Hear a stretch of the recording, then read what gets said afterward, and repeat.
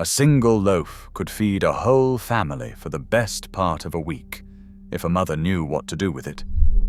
In the terraced streets and pit villages of post-war Britain, bread was never just bread. It was the foundation of supper, the answer to an empty larder, and the quiet miracle that turned a few pennies into a meal nobody forgot.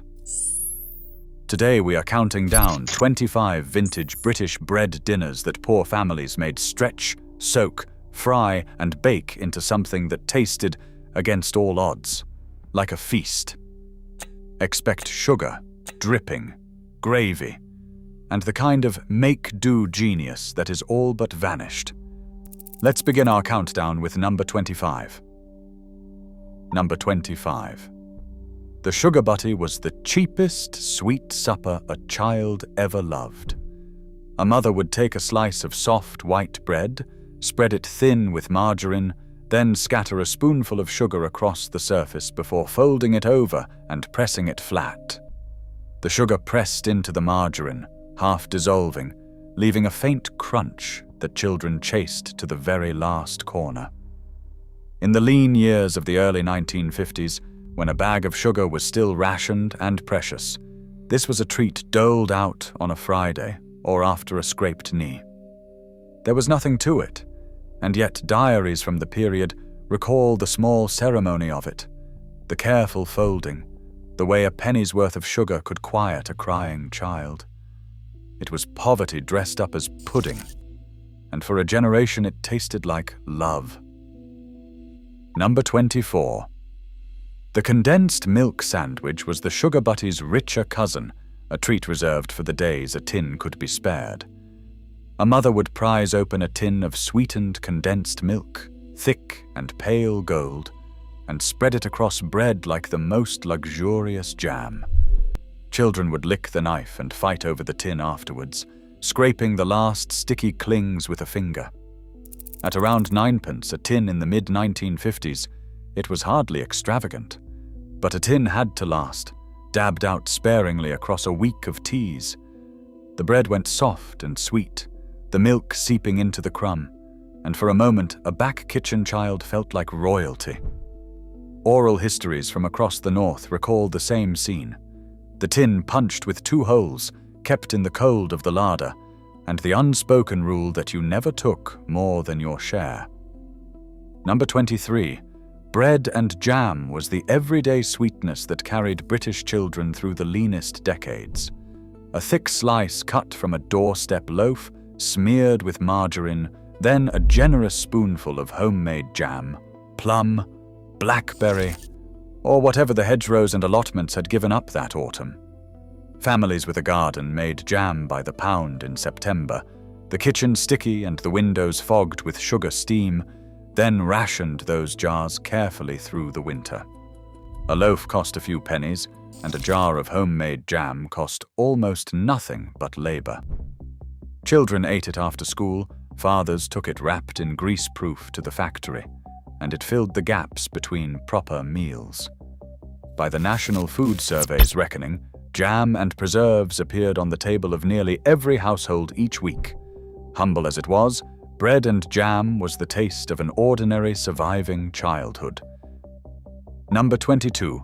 Bread and treacle, or golden syrup spooned thick across a slice, was the sticky supper that turned a tired loaf into a treat. A mother would warm the spoon, draw a ribbon of golden syrup over the bread, and let it soak into the soft crumb until the whole slice glistened. The black treacle version was darker, almost bitter, beloved by older folk who remembered harder times still. A tin of syrup, that famous green and gold tin with the lion on the front, sat at the back of nearly every pantry, lasting months and costing only pennies. Children licked their fingers and their plates. In mining towns, it was sometimes the only sweetness a family saw all week, a quick burst of energy before bed or before a long walk to school. Sticky, simple, and gone in minutes, it was joy measured by the spoonful. Number 21. Bread and lard, scraped thick and crowned with a pinch of salt, was the savory supper of the truly skint. When there was no butter and no dripping to be had, a mother reached for the block of lard, pale and waxy, and spread it across bread the way richer families used butter. A crack of salt and a turn of pepper lifted it, and for a hungry child it filled the belly when nothing else could. Lard cost a few pence a block, and went a long way. It was unfashionable even then, never spoken of with pride, but it was honest food that kept families standing through the worst weeks of the month. Oral histories from the industrial north recall it without shame, eaten at the kitchen table on a Thursday night when payday was still 2 days off, and the cupboard was very nearly bare. Number 20. Bread and dripping was the king of the cheap suppers, the one nearly every family from the 1930s to the 1960s knew by heart. After the Sunday roast, every drop of beef dripping was poured into a bowl and left to set, separating into pale fat above and a dark, jellied layer of meat juices below. That bottom layer, the jelly, was the prize, spread across bread with a pinch of salt, so the faint memory of roast beef lingered for days after the joint was gone. A loaf cost pennies, and the dripping was free, a byproduct of the one good meal of the week stretched cleverly across the rest of it. Children begged for the jelly end. Diaries from the era are blunt about it. That was tea, and nobody complained, because dripping toast on a cold night tasted of warmth itself. Number 19. Pobs, known in some homes as sops or bread and milk, was the gentle supper given to the very young and the very old. A mother would tear stale bread into a bowl, pour over warm milk, and sweeten it with a little sugar or a dab of jam. The bread swelled and softened into a comforting porridge-like mush that asked nothing of weak teeth or tired stomachs. It was the first food many British babies knew after weaning, and the last comfort many an elderly grandparent took before bed. Milk was delivered daily by the milkman, a few pence a pint, and stale bread was never wasted while parbs existed. The dish appears in cookery notes and family diaries across the country under a dozen different regional names. Warm, plain, and soothing, it was the edible equivalent of being tucked in on a cold night. Number 18. Bovril spread on hot buttered toast, or beef tea poured over a slice, was the savory pick-me-up that doubled as a meal when money was tight. A teaspoon of that dark, salty extract went a long way, scraped thinly across toast so the whole slice carried a deep, meaty tang without a scrap of actual meat in sight. In poorer homes, beef tea, simply bovril or oxo dissolved in hot water, was poured over bread to make a quick, warming supper that cost almost nothing. A jar sat in the cupboard for months. Mothers swore it built a child up, fathers took it on a cold night shift, and the invalid in the back bedroom lived on it for days. It promised the strength of beef from a jar, and to a hungry family in February, that promise was worth every salty mouthful. Number 17. Bread and gravy was the supper that proved a clever cook needed no meat at all to make a meal feel substantial. A mother would build a rich onion gravy from a browned roux, a crumbled oxo cube, and the scrapings of the roasting tin, then pour it steaming over thick slices of bread laid flat on the plate. The bread drank up the gravy until it was soft and savory, every mouthful carrying the taste of a roast that had never quite happened. It cost the price of the bread and a cube, and it filled hungry bellies on the nights when meat was a memory. Children mopped their plates clean with the last crust. In countless terraced kitchens, this was Wednesday tea, dressed up with a sprinkle of pepper and served hot, a small triumph of gravy over want that nobody ever forgot. Number 16, the doorstep slice, bread cut thick as a brick and spread with real butter when it could be had, was the backbone of the British tea table. A fresh loaf from the baker cost a few pennies, and a mother who could afford butter rather than margarine made sure everyone knew it was a good week. Cut so thick it filled a child's 2 hands, the doorstep was eaten with everything and with nothing, alongside a boiled egg, dipped in soup, or simply on its own with a scrape of butter and a sprinkle of sugar for the little ones. The National Food Survey recorded bread as the single largest item in the working family's diet, several loaves a week per person. Plain as it was, a thick slice of fresh bread and good butter was, for a generation raised on margarine and making do, a small and genuine luxury. Number 15. Brewis, sometimes called sop or brose depending on the county, was the bread dinner that turned a few rashers into a feast for the whole family. A mother would fry a little bacon, then tear stale bread into the pan and let it soak up every drop of the hot, salty fat and the bacon juices until it crisped at the edges and turned golden. In the West Country and across rural Wales, brewis was breakfast and supper both, a way to make 2 rashers feed 5 mouths. The bread carried all the flavor of the bacon, while the precious meat was shared out in tiny portions. Oral histories from farming families recall the smell of it filling the cottage on a frosty morning. Bacon cost more than most could spare, so brewis was the genius of stretching it. Every greasy, golden crumb accounted for and nothing wasted. Number 14. Eggy bread, known more grandly as the Poor Knights of Windsor, was the supper that made stale bread sing.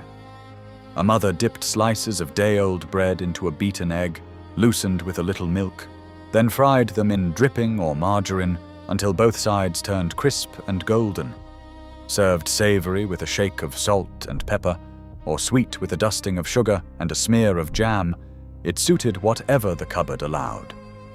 1 egg stretched across several slices, and the bread that might otherwise have gone to the birds became the highlight of a child's week. The dish was old, far older than the post-war years, but it found its home in the thrifty kitchens of the 1950s. Crisp outside, soft and custardy within, edgy bread was proof that the best meals were often born from yesterday's leftovers and a single precious egg. Number 13. Fried bread was the crowning glory of the working family's fry-up, and a fine supper all on its own. A slice was laid into the pan where bacon or sausage had been, soaking up the leftover fat as it sizzled, then fried until the edges turned deep brown and the center stayed just soft enough to yield. Crisp, salty, and gleaming with dripping, it carried all the flavor the meat had left behind. On a Saturday morning it sat proudly beside the egg and the beans, but on a hard Tuesday night it stood alone, a hot golden slice that cost only the bread and a spoon of fat. Children swore it was better than chips. Doctors would wince at it now, but for a generation that worked long shifts on little fried bread was honest fuel, and the smell of it filled the kitchen with the promise of better days. Number 12. The egg banjo, that gloriously messy fried egg sandwich, earned its odd name from the way a man held it, shaking the yolk off his shirt like he was strumming an instrument. A single egg fried hard in dripping was slapped between 2 thick slices of bread, the yolk left just runny enough to burst and run down the wrist at the first bite. With a dash of brown sauce or a shake of salt, it was a supper a working man could eat with one hand and a cup of tea in the other. Eggs were precious, often kept from the family's own hens, or bought a few at a time, so the egg banjo was both economical and indulgent. It turned up on building sites, in army canteens, and on countless kitchen tables. Plain, hot, and gloriously sloppy. It was fast food long before the phrase existed. Number 11. Bread and cheese, the simplest pairing in the British larder, was the labourer's lunch and the family's late supper alike. A wedge of strong cheddar or crumbly Lancashire, a thick slice of bread, and perhaps a pickled onion was a meal that needed no cooking and no fuss. The ploughman carried it wrapped in a cloth to the fields, and the factory worker ate it cold at his bench. Cheese was dear, rationed well into the 1950s at just a couple of ounces a week per person, so it was sliced thin and made to count, the bread doing the heavy lifting of filling the belly. Oral histories recall the careful cutting of the cheese, the way a father's portion was always a touch larger because he worked the hardest. Honest and ancient, bread and cheese was the meal that asked nothing of the cook, but rewarded the eater every time. Number 10. Beans on toast arrived as a modern marvel and never left the British table. A tin of baked beans warmed in a pan and tipped over 2 slices of buttered toast made a hot, filling, almost nourishing supper for the price of a few pennies. By the 1950s, the tinned bean had become a national habit. Cheap, sweet, and endlessly reliable, the working family's answer to a fast meal after a long day. Children loved the sweetness of the sauce soaking into the toast, and mothers loved that it took 5 minutes and cost next to nothing. A little grated cheese on top, if there was any going, turned it into something close to a feast. Advertisements promised a tin-held goodness in every spoonful, and harassed parents were only too glad to believe it. Beans on toast outlived rationing, austerity, and a dozen food fashions, and it endures still. Number 9. Cheese on toast was the hot, melting supper that warmed children home from school on a winter's afternoon. A slice of bread was toasted on one side under the grill, then turned, layered with thin slices of cheese, and slid back beneath the flame until the top bubbled and browned, and the kitchen filled with the smell of toasting cheddar. A shake of salt, a smear of brown sauce, and it was done in minutes for the cost of a slice and a sliver of cheese. With rationing keeping cheese scarce, mothers spread it thin and let the heat do the rest, the melting somehow making a little go further. It was the supper for a cold night when the fire was low and the money was lower. Simple, hot, and endlessly comforting. Cheese on toast was, and remains, the dish a British child reaches for when there is nothing else to be had. Number 8. Welsh rarebit was cheese on toast in its Sunday best, the dish a proud cook served when she wanted to make a few pence look like a banquet. Rather than simply melting cheese, a mother made a thick sauce, grated cheddar, stirred into a little butter, flour, milk, a splash of ale or a dab of mustard, and a shake of Worcestershire, then spooned it over toast and grilled it until it blistered golden. The result was rich, savory, and far grander than its humble ingredients deserved. Despite the name, it was eaten the length of Britain, a supper for guests, for a treat, or for a Friday when the week had been kind. Oral histories recall it served with a knife and fork and a certain ceremony. It was proof that with a little skill and a splash of beer, the cheapest larder could still produce something that tasted, unmistakably, like a feast. Number 7. The banger butty, a fried sausage or two crammed into a buttered bread roll, was the hearty handheld supper that made a few sausages feed a family. Sausages stretched the meat ration further than almost anything, padded out as they were with bread and rusk. So too split between thick slices and dressed with brown sauce or a smear of mustard made a filling, satisfying meal. The smell of them frying drew children to the kitchen door long before the pan came off the heat.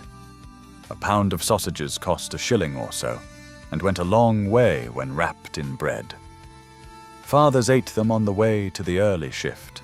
Children had them after football, and on a Friday night, a banger butty with a mug of strong tea felt like the reward a hard week deserved. Simple, savory, and gloriously messy, it never once disappointed. Number 6.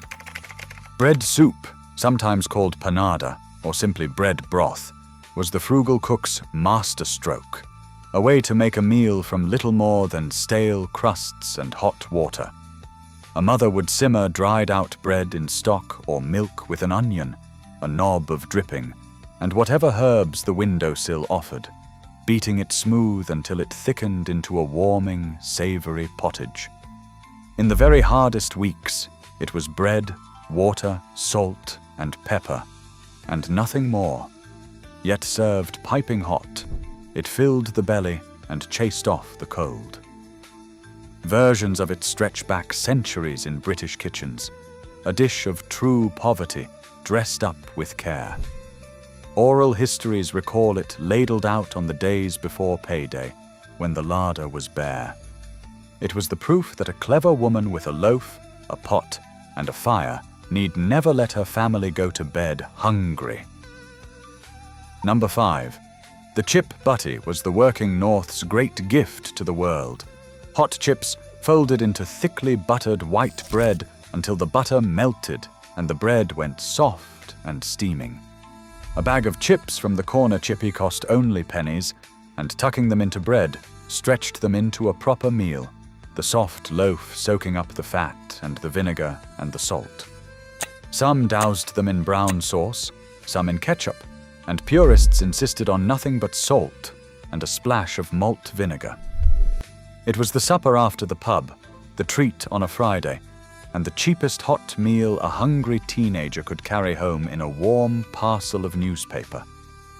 Carbohydrate wrapped in carbohydrate, it should not have worked. And yet it remains one of the most beloved comfort foods Britain ever produced. Few things ever tasted so good for so little. Number 4. Fried tomatoes piled onto fried bread was the supper that brought a splash of color and a burst of sweetness to the plainest of tables. A mother would halve whatever tomatoes the garden or the greengrocer offered, fry them soft and caramelized in the bacon pan, then heap them over a slice of bread fried golden in the same fat. The tomatoes collapsed into a rich, tangy pulp that soaked into the crisp bread, sharp and sweet against the savory crunch.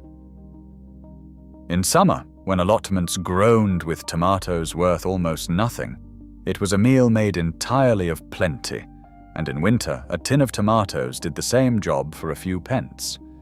It looked like something far grander than it was. Oral histories recall it served for a high tea or a quick supper, proof that even the leanest kitchen could put color and comfort on a plate. Number 3. Faggots served with thick-cut bread and a spoonful of mushy peas was the Midland supper that turned the cheapest offal into something a family looked forward to all week. Made by the butcher from pig's liver, heart, and belly bound with breadcrumbs and sage, the faggots were baked in a rich onion gravy until dark and savory, then served with bread to mop up every last drop. At a few pence each, they were cheap enough for the tightest budget and filling enough to satisfy a working man. The bread did half the work, soaking the gravy until it was soft and meaty. In the Black Country, faggots and peas shops steamed on every other corner, their counters crowded at tea time. Children carried them home wrapped in paper. It was thrift turned into a treat, the humblest scraps of the pig transformed into a supper that genuinely tasted like a feast. Number 2, the bacon butty, crisp rashers folded into soft white bread, was the supper that smelled like Saturday and tasted like reward. A mother fried a few rashers until the fat ran golden, then laid them between thick slices of buttered bread, the bread pressing down to soak up every drop of the salty, smoky fat. A dab of brown sauce, or red for the children, finished it. Bacon was a luxury, bought a few rashers at a time and eked out carefully, so a bacon butty meant the week had gone well or that something was being celebrated. The smell of it frying could wake a whole household. Fathers ate it before the early shift. Families shared it on a weekend morning, and a child who was handed half a bacon butty felt thoroughly spoiled. Few suppers built from so little ever delivered so much pleasure, and the smell alone could lift a whole grey morning. And finally, in first place, bread pudding crowned the British kitchen as the ultimate proof that nothing, not even a heel of stale loaf, need ever go to waste. This was not the delicate bread and butter pudding of the gentry, but the dense, dark, weighty slab of the working family. Stale bread soaked in water or milk, squeezed dry, then mixed with dried fruit, sugar, suet or margarine, and a generous shake of mixed spice before being baked solid in a battered tin. Cut into thick squares and dusted with sugar, it was somewhere between a cake and a pudding. Sticky, spiced, and gloriously filling. A whole loaf's worth of leftovers became a treat that lasted days and cost almost nothing. Children carried squares to school in greaseproof, and a slab cooling on the windowsill was the smell of a good week. Oral histories speak of it with real affection. The rule that the corner pieces were the best, the way a mother could conjure something close to Christmas cake from the bread that nobody else would touch.